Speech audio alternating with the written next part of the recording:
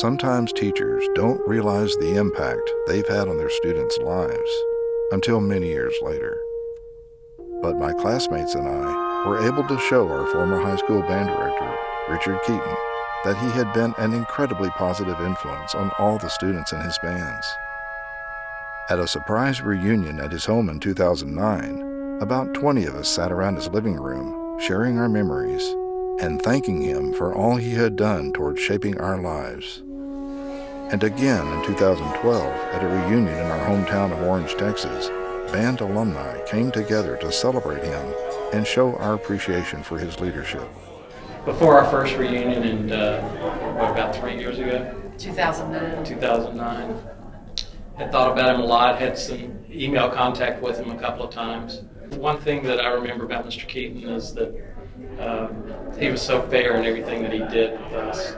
What I always remember about him, and didn't really realize it until I became grown, is that he saw me for who I really was.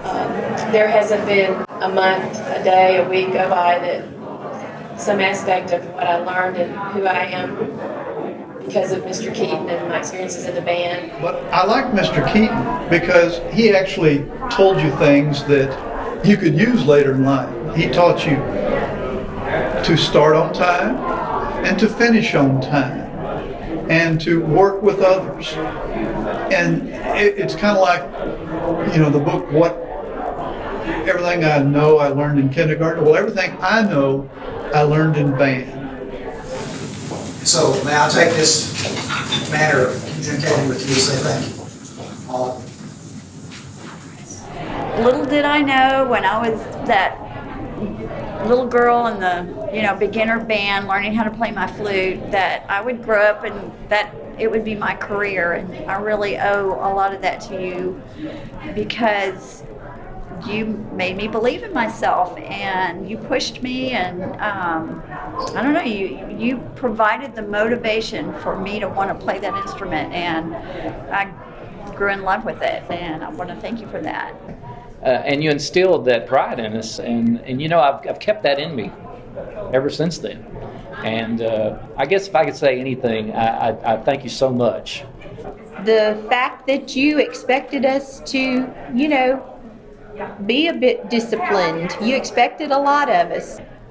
You instilled such a love for music with me, and which has instilled into my children. And the music I play for my children when they were little, when they got into music, their teachers said they've been exposed to music, and I said, yeah, they have. I think that a lot of the friends that I still have today are the friends that we met in band, and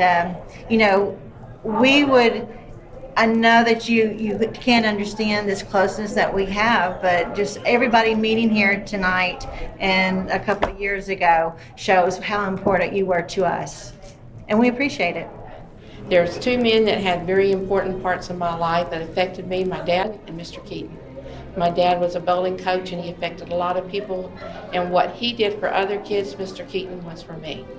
And Mr. Keyton said, Donna Reed, as you go through life, you're going to be judged.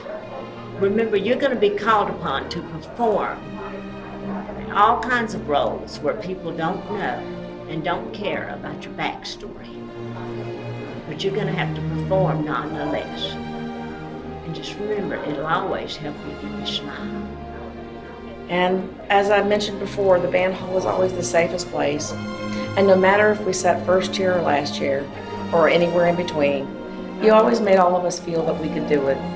The sky was the limit, there weren't any limits, and anything was possible if we're willing to work for it, and you're willing to help us. Some of us became doctors, mechanics, executives, managers, librarians, music teachers, scientists, law professionals, and some of us even became band directors. But all of us shared the positive influence of a teacher who used the process of learning music to prepare us for life. And I hope that you continue through your life to support music education in your life and your children, doing these things that you've learned.